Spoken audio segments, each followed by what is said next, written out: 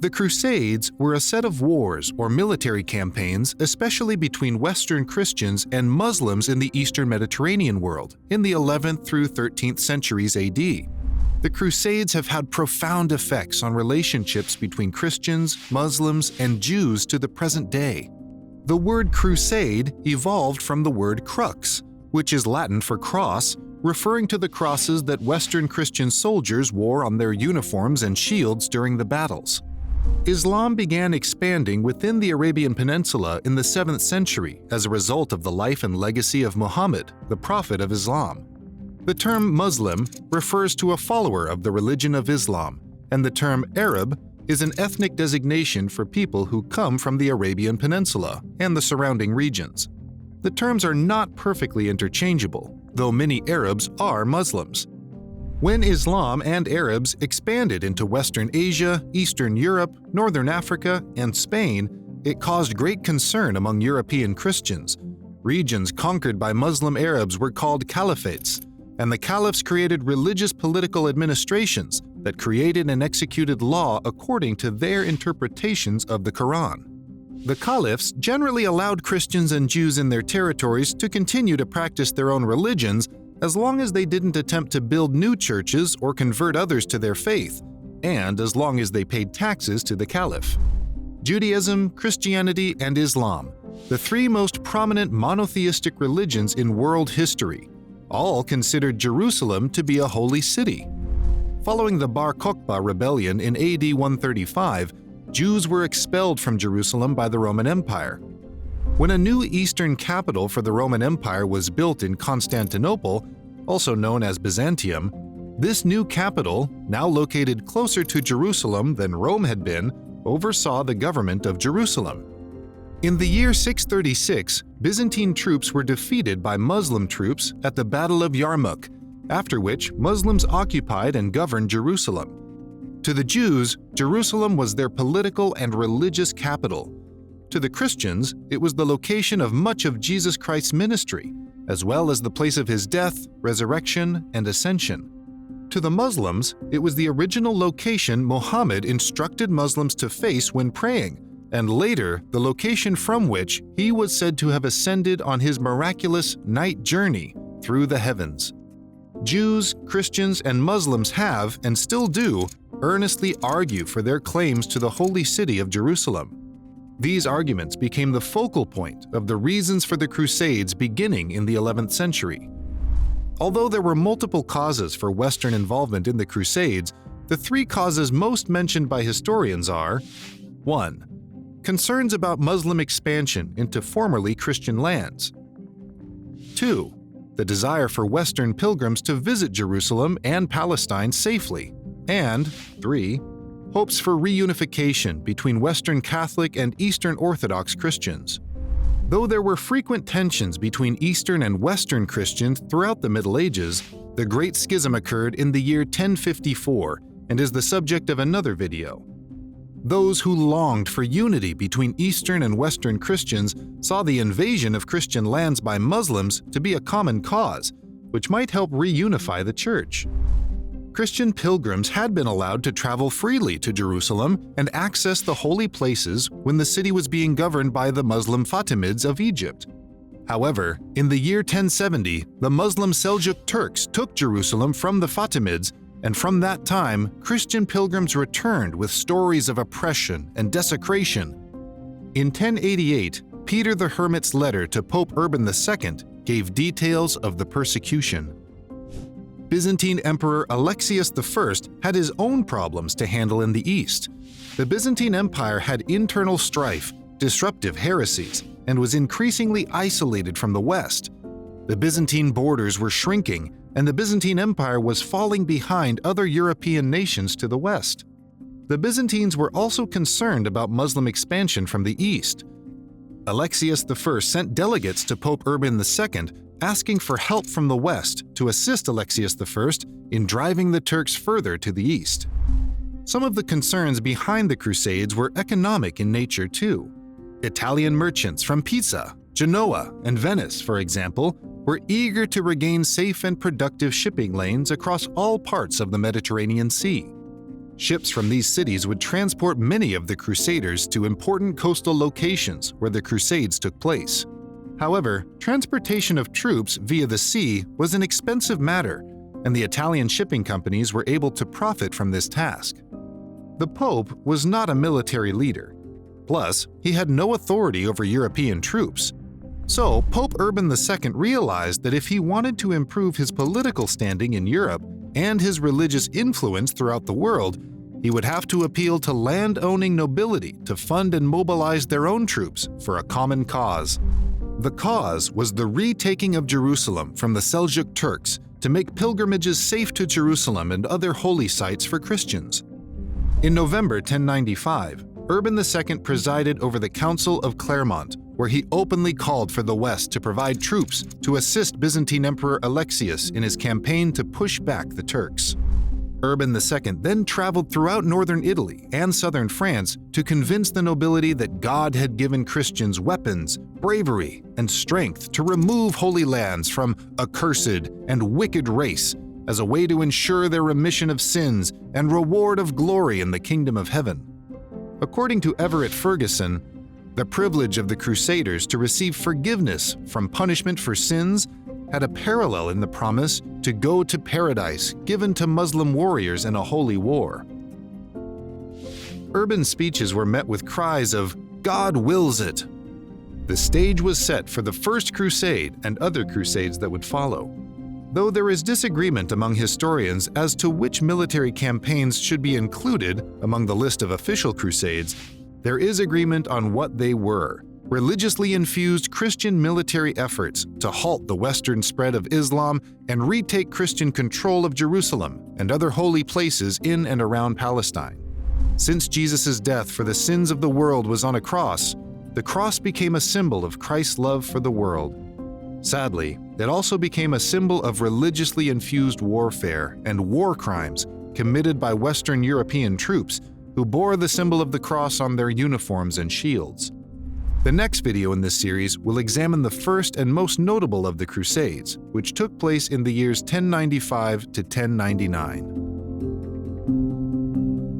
The First Crusade laid the foundation for later crusades by setting the rationale, method of recruitment, and means by which the military campaigns were carried out.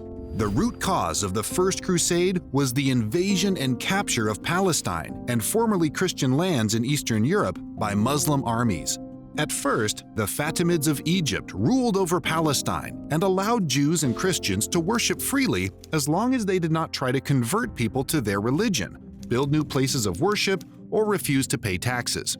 However, when the Seljuk Turks swept down, expanding southward into Muslim territories, they were converted to Islam, much like the Germanic invaders were converted to Christianity by Western Europeans. The Seljuk Turks took Palestine in 1070 to 1071, including Jerusalem. Afterwards, Christian pilgrims reported persecution and attributed it to the harsher administration of Jerusalem. Byzantine Emperor Alexius I was concerned about access to Jerusalem and other Eastern Christian cities like Alexandria and Antioch. Alexius I even feared that the Byzantine capital of Constantinople might fall to the encroaching Muslims, and since he was faced with internal struggles of his own, he reached out to Pope Urban II for help. Now, the Pope had no control over any military in Western Europe and was involved in disputes of his own with Western kings regarding the relationship between church and state. However, Urban II recognized this as an opportunity to improve three situations. 1. Improve his influence in Western Europe. 2. Help reunite Eastern and Western Christians following the Great Schism of 1054, the subject of another video. And 3. Improve access for pilgrims to Jerusalem and other holy sites in Palestine. Pope Urban II addressed his concerns regarding Jerusalem and the spread of Islam to the Council of Piacenza in March 1095, and later in November at the Council of Claremont. Although the Church had not taken up the sword to fight physical battles, Urban claimed it was no longer safe to go to Jerusalem without weapons. To encourage commoners to enlist, Urban II freed serfs from their responsibilities to their lords during their participation in the crusade and promised them the same level of pardon for sins as was granted to pilgrims who visited Jerusalem. Urban II also encouraged volunteers to put the sign of the cross on their foreheads and breastplates. Though he did the initial recruiting, Urban II exercised no oversight of the troops or actual fighting. Yet the response to his speeches and actions was far more successful than he had imagined.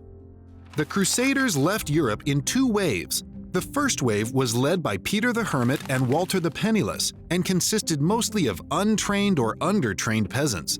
They did not bring enough food for the whole trip, so they pillaged their way across Central Europe, inciting a severe persecution of the Jews living in the region. When the first wave of malnourished crusaders finally arrived in Constantinople, they wandered into the suburbs and pillaged churches, houses, and palaces.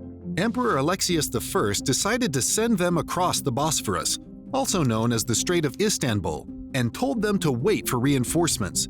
The Crusaders ignored these instructions and marched forward to Nicaea, where they were slaughtered by a well-trained army of Turks.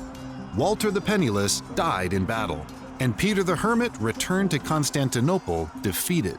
The second wave of Crusaders consisted of better-trained soldiers, led mostly by French knights and noblemen.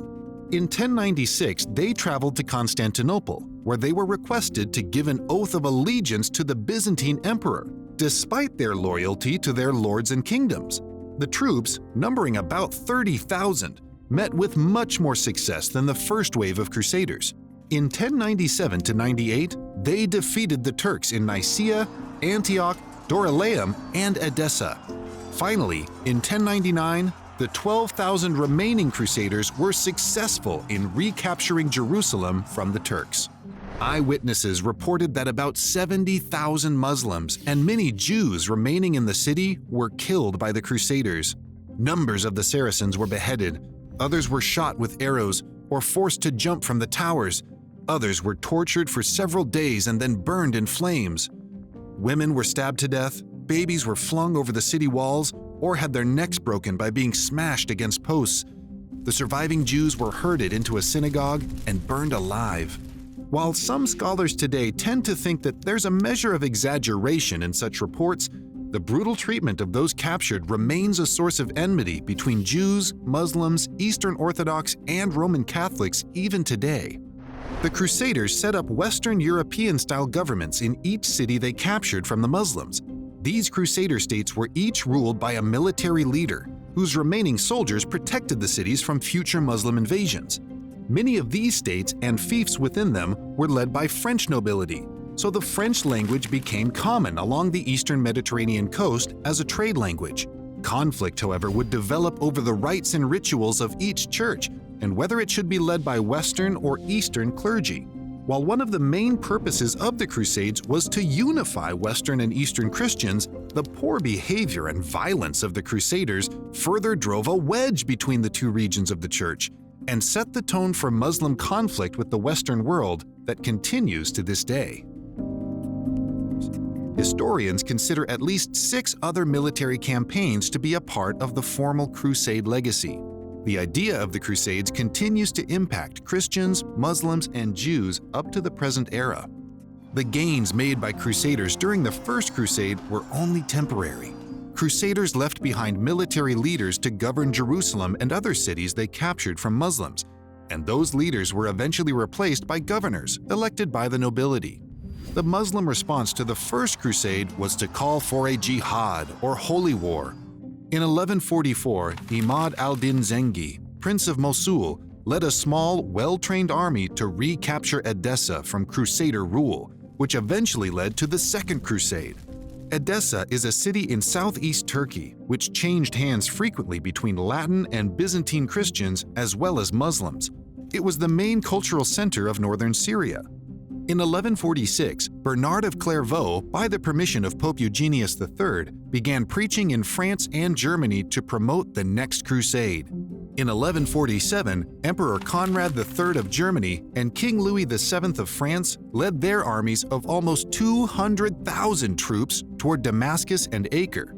they were repeatedly defeated by the Turks along the way, and barely 1 in 10 crusaders survived. Saladin, a Sunni Muslim who was born in 1137 in Tikrit near Baghdad, rose in the military ranks following his uncle in Egypt. Saladin's uncle had been a general of the Zengid army when he was sent to Egypt to settle a leadership dispute. He took his nephew Saladin with him. In 1169, Saladin took over as Sultan of Egypt and then conquered Damascus in 1174. This laid the foundation for Muslim unity by use of military expertise and wise diplomacy. Saladin and his army conquered important cities in Palestine, such as Acre, Tiberias, Caesarea, Nazareth, and Joppa. But chief among his victories was the retaking of the city of Jerusalem in 1187, which had been ruled by Guy of Lusignan. Though Saladin's rule of these areas was fair and gracious, news of Muslims retaking holy places from the Crusaders resulted in a Third Crusade. William, the Archbishop of Tyre, returned to Europe and gave an account of how Jerusalem fell back into Muslim hands. In 1189, Emperor Frederick Barbarossa, King Richard the Lionhearted of England, and King Philip Augustus of France gathered armies and set off toward the Holy Land to reconquer Jerusalem. Turkish armies challenged Frederick along the way. Many of the soldiers starved, and Frederick himself drowned in a river. Philip and Richard reached Acre in 1191, and after nearly a 2-year siege, the Muslims in the town surrendered to the Crusaders. Philip got sick and returned to France, leaving Richard in charge of the remaining soldiers in Acre. In 1192, Saladin and Richard agreed to a peace in which Christians were granted all coastal cities in the region, and both Muslims and Christians were allowed full access to their own holy cities. However, Jerusalem remained in Muslim control. In the year 1200, Pope Innocent III called for a Fourth Crusade, but his strategy was to conquer Egypt in the interest of providing a closer launching point for future campaigns to retake Jerusalem. Venetian shipping merchants agreed to transport soldiers to Egypt, but they had no intention of doing so because the Venetians greatly profited from their trade with Egypt. When French crusaders arrived in Venice in 1202 and were unable to pay the asking price for transportation, the Venetians suggested the crusaders help them conquer Zara, now known as Zadar, Croatia, instead. The crusaders agreed and conquered one of Venice's chief rivals, ironically another Catholic city, much against the will of Pope Innocent III. The Pope excommunicated the crusaders, but then agreed to absolve them if they would return the booty they took from Zara. The Venetians were thankful for the absolution, but kept the booty and transported the crusaders on to Constantinople. The Crusaders successfully took Constantinople, slayed Muslims worshipping in a mosque, looted the churches, raped some of the women, and set up a Latin empire there. The empire lasted from 1204 until 1261, when Byzantine Christians from nearby Nicaea retook Constantinople and returned it to Byzantine rule. There were 4 later campaigns, which have also been referred to as Crusades, but were not nearly on the scale or organization as the first 4. In 1212, a German boy named Nicholas of Cologne incited 30,000 children to go on a children's crusade. They starved, were robbed, some were eaten by wolves, and could not find a ship to transport the surviving children once they arrived in the port city of Genoa. Pope Innocent III told them to return home. Some did, but some stayed in Genoa. In the same year, a French youth by the name of Stephen Cloyes persuaded 20,000 children to accompany him on a crusade. In Marseille, they crowded into 7 ships. 2 wrecked off the coast of Sardinia, and all passengers were drowned. The remaining ships sailed to Tunisia or Egypt, where the children were sold into slavery. In 1217, a 5th crusade left Germany, Austria, and Hungary to sail to Egypt. The crusade was led by King Andrew of Hungary. They captured the Egyptian city of Damietta. The Sultan of Egypt and Syria, Malik al-Kamil, sued for peace, which lasted only a short while. Further fighting resulted in crusaders leaving Egyptian soil with no gains except for an object they believed was the true cross. In 1228, a 6th crusade, led by Emperor Frederick II of Germany and Italy, arrived in Palestine, but received no help from the Christians who lived there. Frederick and Al-Kamil signed a treaty returning Acre, Jaffa, Sidon, Nazareth, Bethlehem, and all of Jerusalem, except for the Dome of the Rock, to Frederick. However, in 1244, the Khwarezmian Turks recaptured Jerusalem, and it once again passed into Muslim hands. In 1248, Louis IX of France organized a Seventh Crusade, which recaptured Egyptian Damietta. But, facing hunger, disease, and desertion, the Crusaders grew weak and lost again to Muslim forces. The Crusaders escaped to Acre and in 1254 returned to France.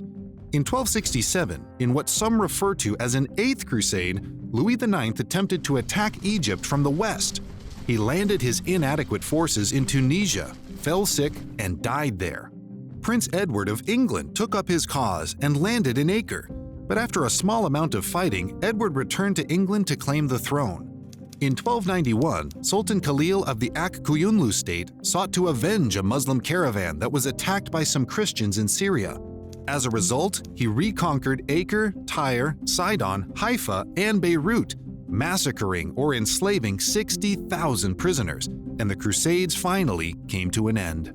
The Crusades left a negative legacy for the Roman Catholic Church among the Jews, Muslims, and Eastern Christians. From that time forward, many types of Western involvement in Eastern affairs have raised the legacy of the worst of Crusader activity. In the West, however, the term crusade would leave a more positive legacy.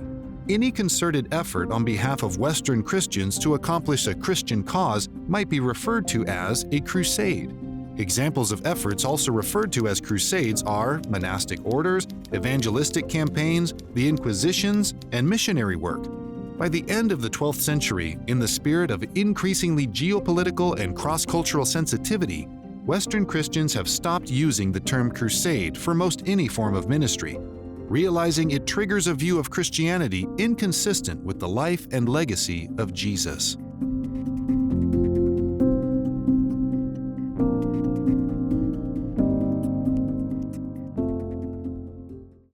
Thank you for watching this video. Don't forget to like and share, and make sure you subscribe so you don't miss any future videos.